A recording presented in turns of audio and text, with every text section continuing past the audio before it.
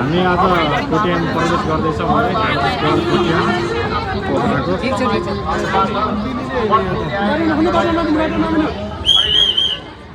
पोखराको गाउने कार्य भइरहेको छ। 3 बजे लक्ष्मीनारायणको भव्य यहाँ पूजा हुनेछ र 6 बजे हामीले करोडौँ दीपहरू प्रज्वलन पनि गर्नेछौँ।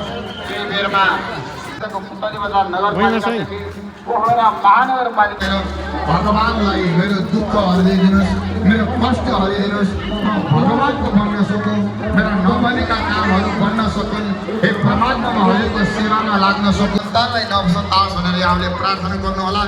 यो प्रवेश द्वारदेखि सारा पवित्र क्षेत्र महिनौँ दिनसम्म गायत्री मन्त्रले उच्चारण भएर यहाँको एउटा गिटीको टुक्रा पनि, यहाँको एउटा बालुवाको कण पनि, यहाँको साधारण कुरा पनि पवित्रताले छाएको छ। यो पवित्र वृन्दावन बनेको छ, पशुपति बनेको छ, मुक्तिनाथ बनेको छ, बडा क्षेत्र बनेको छ, सारा 33 कोटी देवी देवताहरूको यहाँ वास भएको छ।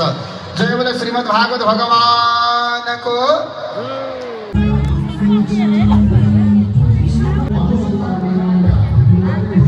पानी पिलाउन सक्नुहुन्छ, शरबत पिलाउन सक्नुहुन्छ, ग्लुकोज व्यवस्था गर्न सक्नुहुन्छ, शरबतको व्यवस्था गर्न सक्नुहुन्छ, मिश्रीको व्यवस्था गर्न सक्नुहुन्छ।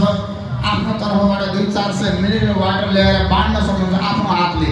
सबैले सेवा गर्नु होला। र आज लाखौँ लाख अहिले 10 बज्दा बज्दै त भक्तहरूको करिब 25,000 भक्तहरूले आज बिहान 4 बजेदेखि यो दर्शन गरिसकेको अनुमान हामीले गरेका छौँ। अहिले बेलुका पोखरा तारेतिर जाम भएको छ।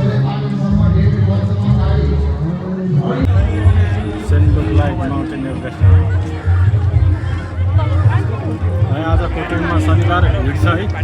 यो कोटियमको मेन हाल्ने ठाउँ होइन, रुद्राक्षको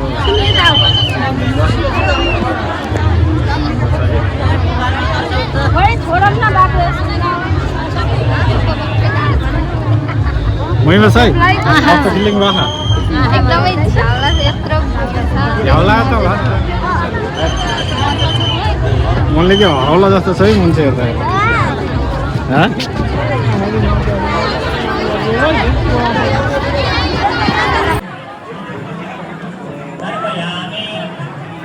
तपस्वीजी तपाईँ कहाँबाट आउनुभएको हो?